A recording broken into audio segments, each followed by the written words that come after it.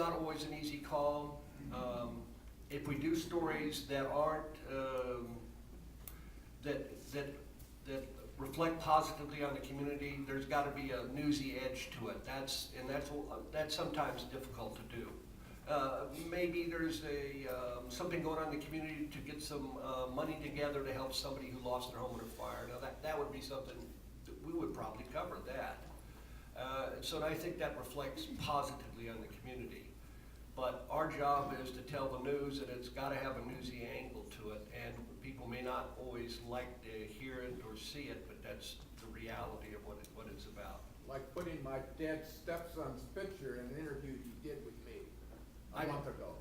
I'm not He familiar. was murdered 15 years ago. You put his body laying in a North Park street, injected in an interview you did with me on the 23rd of August without my permission, without my knowledge. That's hard news. You've got it. Sir, I've got your card. Yeah. Okay, go ahead, let's hear it. You're talking about something I don't know. I don't cover every story. I don't know what you're talking about. Yeah, I think you guys ought to get together. Yeah, after. come see me later if you got it right. After. We're not perfect, buddy. Yeah. I wonder what you feel like I- if your I- dead son. That's enough. We understand your grief, but we've got a forum going here. Talk about it later, please. Why can't somebody? Because that's not the format. Listen, I'll tell you what I'm gonna do. We're gonna run out of time. But all the questions we don't get to, I'm gonna take these with me, make a copy of them, distribute them to my 3 colleagues here, and ask them to address these civic community issues in their publications. And Bill Collender has done more for truth and fairness and the American way in this county than anybody in this room or in the community. And we want to hear what you have to say, so let's do it that Thank you. way. Not Okay. right now. Okay, Could the voice of San Diego answer that last question? do you have a comment? Yeah. I think the simple answer is listen more and be proactively in front of people in communities. We have, we're trying to do that. We have a neighborhoods reporter by the name of Adrian Florido, who his job is to be out, in neighborhoods. He's spending a lot of time in City Heights. He's spending a lot of time in the greater Logan Heights area and a lot of time in Southeast. Unfortunately, we have one person trying to cover a neighborhoods beat, and that's obviously there's quite many neighborhoods in San Diego. So what I would hope to do eventually, if we can continue growing, is have a person who is a neighborhood reporter and has an individual neighborhood. Okay, another question. And again, we will consolidate these questions, and I hope you guys will treat these in your community pages somehow. In the old days, the news hour was restricted to just 1 hour. Not much time left for personal perspectives or a need to fill time with frivolous topics. In the age of cable stations, where there's a need to fill programming for literally 24 hours, well, you have to fill the time with something, providing time slots to be filled with grand burning, etc. We've gone from news hour to the entertainment hour. Comment? Actually, it's not an hour, it's about 40 minutes. There's 20 minutes of commercial.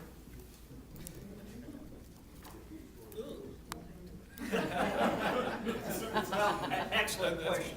But there are a lot of these fake news programs like the one we just dumped, the Showbiz one, where they talk about all the gossip going on. And anytime anything happened to Michael Jackson, it would always make the air like it was news. I guess it goes back to what the public seems to be interested in. All they can do is guess in the morning and say, hey, we need to do the Michael Jackson story today because I think his mom just sued the promoter of the concert or something. We did the story because Michael Jackson is still news in the community. But I'm kind of sick of dizzy blonde, airhead, 22-year-old women who have very little skills who get a lot of airtime. But that's often the choice of producers. Usually, and these entertainment shows are all over the, don't confuse them with regular news that do reporting on the entertainment business. There's a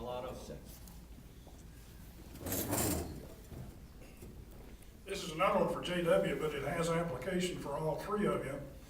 JW, in your shift to hard news only, did you also change procedures and processes to ensure that hard news is accurate?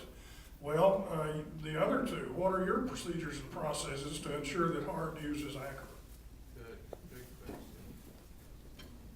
Good question.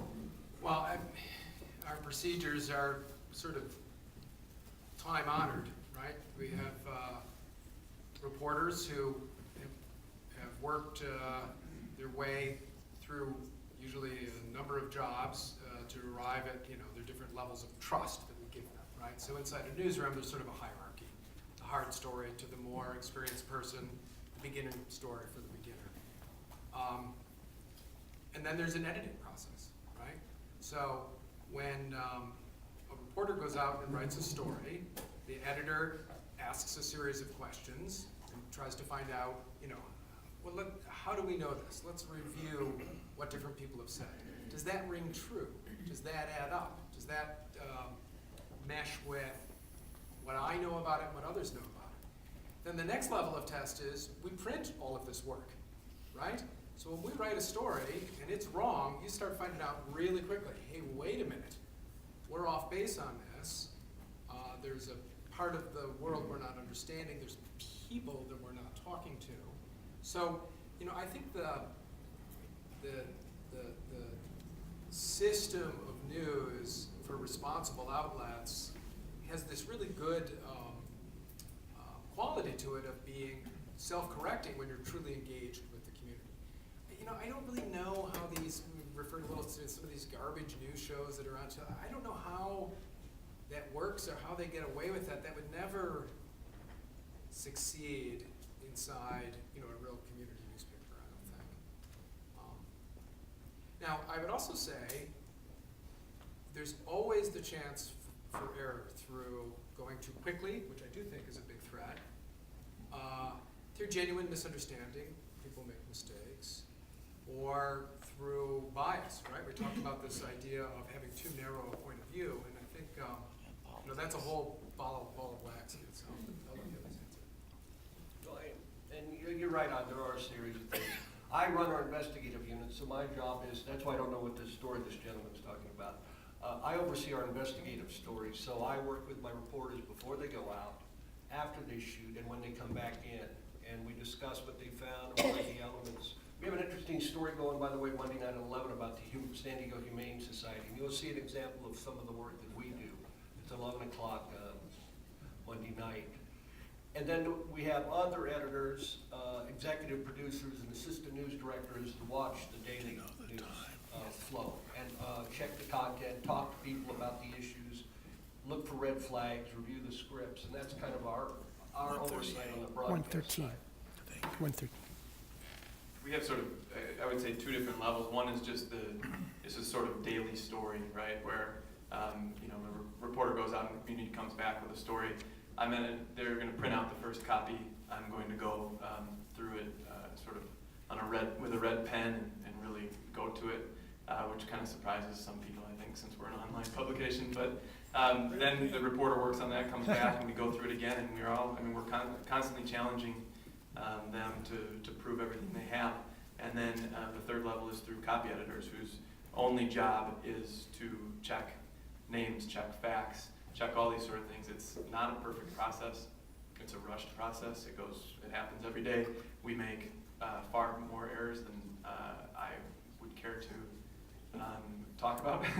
But we work really fast to get those right and to correct them and to let people know that we make them. The other one is on major projects when you're talking about stories that you've spent months and months on, and those are not only go through the same editing process, but they go through a footnoting process where the reporter has to footnote. It doesn't actually show up when we publish it, but this is for behind the scenes.